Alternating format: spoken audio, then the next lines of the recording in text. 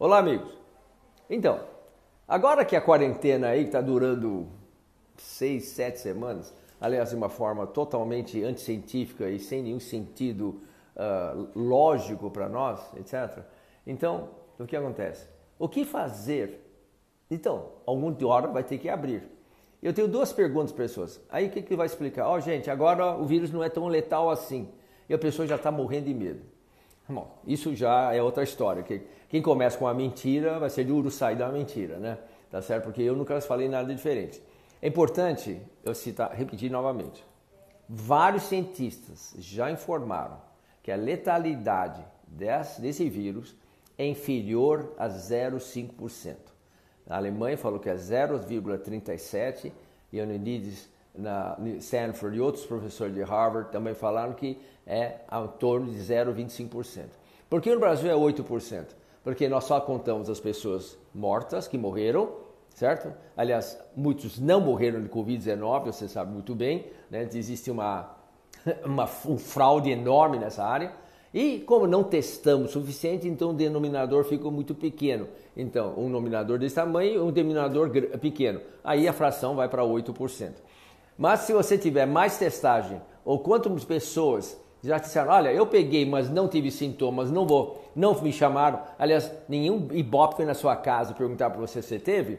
Se aumentar mais o número de pessoas que assintomáticas ou poucos sintomas e que não está dentro, então, obviamente, aquele 8% vai cair, etc. Quase todos os países que tiveram muitas testagens, esse número de letalidade, ou seja, número de pessoas mortas em relação às pessoas que estão sadias ou que recuperaram, está em torno de 1 a 2%, tá certo? Entre 1 e 2%. E a tendência é cair cada vez mais conforme vai aumentando o número de testes no mundo inteiro, etc. E mais ainda, com o tempo vai passando, muito mais gente está pegando imunidade passiva, ou seja, aquele imunidade em rebanho, e com isso essas pessoas acabam não tendo nenhum sintoma e a doença vai caindo, como está acontecendo na Itália, na Espanha, etc., que não foi por causa da quarentena, como vocês sabem, mas é porque chegou aquele instante, etc. Então, mais dia menos dia vai chegar o dia que vão ter que abrir esse país de novo, né? E tem que ser mais cedo do que mais tarde, antes que todo mundo morra de aflição e de desânimo. Aliás, para dizer a verdade, gente, vocês viram o nome de carro de gente na rua? O quê? Por quê? Não estão obedecendo? O vírus mudou? Não, está caindo descrédito. As pessoas estão percebendo que o vírus não é tudo isso, tá certo? E que eles precisam trabalhar, tem pessoas que dependem deles e estão saindo pela rua. Então, nota para os governadores, parem essa porcaria disso antes que ao descrédito a sua credibilidade caia próximo de zero. E aí, não tem como falar para as pessoas, me enganei, desculpe, fiz você sofrerem em tudo por causa disso aqui, tá certo? Isso vai acontecer. Por quê? Porque quando chegarmos nos finais, vão chegar por conclusão que a letalidade desse vírus está em torno de abaixo de 1%. E que é perfeitamente aceitável. Eu sei que é triste saber que pessoas morrem, mas pelo menos não morrem de desânimo, desespero, violência, alcoolismo, uso de drogas, certo? E depressão, falta de dinheiro, ou pior para as crianças, de desnutrição, porque não tem comida para eles. Então o que é o certo? Na minha opinião, é só minha opinião, eu acho que entre as primeiras coisas a serem abertas e liberados obviamente, os escritórios que permitem que as pessoas trabalhem com distanciamento social. E, obviamente, quando isso acontece, os restaurantes também estão abertos, porque senão onde vão comer? Então, novamente, sentando em restaurantes com a separação adequada, inteligente, então nós abrimos duas fases muito importantes. E assim, progressivamente, tantos outros. É muito importante que as lojas também abram, certo? Progressivamente, com cautela, mantendo novamente o distanciamento. Se você tem uma loja que está acostumada a atender 10 fregueses de uma vez, atenda 3, entendeu? E assim, com isso, mantém um movimento menor, mas mais seguro, tá certo? E aí também as pessoas não ficam assustadas de estar aglomerando dentro da sua coisa. Mas sabe uma coisa? Você sabe, né? Viram as fotografias?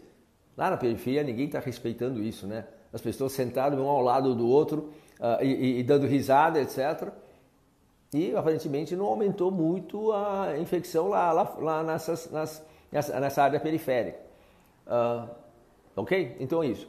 Mas um papel muito importante. E as crianças das escolas? Bom, isso eu já falei uma vez, mas vou repetir. Estudo no Lancet, certo? Há 10 dias atrás, dia 6 de abril, disse que o fechamento das escolas é uma péssima ideia. Na realidade, quando fecha as escolas numa quarentena, ele diminui a mortalidade apenas de 2 a 4%. No entanto, o prejuízo em termos de nutrição das crianças que depende da merenda escolar, o prejuízo de atendimento, o prejuízo aos pais que têm que ficar cuidando das crianças ou achar alternativas de mandar para casa da avó, novamente, aí você aumenta a contaminação. O prejuízo em termos de susto, que essas crianças vão indelevelmente marcados por essa pandemia, de umas notícias de que eles tendo o vírus, eles vão morrer. Sabe falar para a criança que ele vai morrer? Pô, é sacanagem, né, gente? Mas é o que nossos governadores estão falando. Então, transmite para os pais estão passando para as crianças. Entende? Que mensagem nós damos para essa geração? Então, o que acontece? A Dinamarca ontem resolveu abrir. E sabe por onde? As creches, escolas infantis. Por que isso? Porque justamente entre crianças de 0 a 10 anos, a mortalidade é 0. Ah, mas estão infectados. Não, já pegaram, já estão com anticorpos. Não tem que passar nada, porque eles já estão imunes. As crianças já têm imunidade. A professora não tem? Escolha uma professora já pegou a doença e ela já está imune também. Então, mas pelo menos você começa a escola, certo? E mantém essas crianças ocupadas, fazendo algo de útil do que ficar sentando em casa, brigando com o outro, deixando os pais malucos, certo? Mesmo que não podem trabalhar, mas os pais estão malucos, a criança em casa, e pelo menos não aumenta o número de pessoas em casa. Sabe por quê? Porque a própria Organização Mundial de Saúde falou essa semana, no começo da semana, que a maior fonte de infecção hoje não é comunitária. A maior fonte de infecção é dentro de casa. Tá certo? Dentro de casa. Porque está tudo dentro de casa, semanas e semanas a fio. E esse hoje é o grande risco. Explique para mim esses senhores governadores inteligentes que falam que precisa ter um infectologista para saber as coisas. Vocês que criaram essa situação. Nós sempre falamos, vai lá fora, fica com o vírus, aqui no Brasil não é diferente da Europa, etc. Agora, viva com essa. Eu quero que vocês durmam com isso na sua consciência. A Organização Mundial de Saúde falou, a maior fonte hoje de infecção, certo? E já detectaram isso há 3 semanas atrás, saiu essa semana, que a maior causa de contaminação hoje é contaminação dentro, household contagious, ou seja, contágio dentro da própria casa. Agora o que eu vou fazer? Mandar tudo para a rua, né? Inteligente, já deviam ter feito isso desde o começo. Alright? Então é isso aí.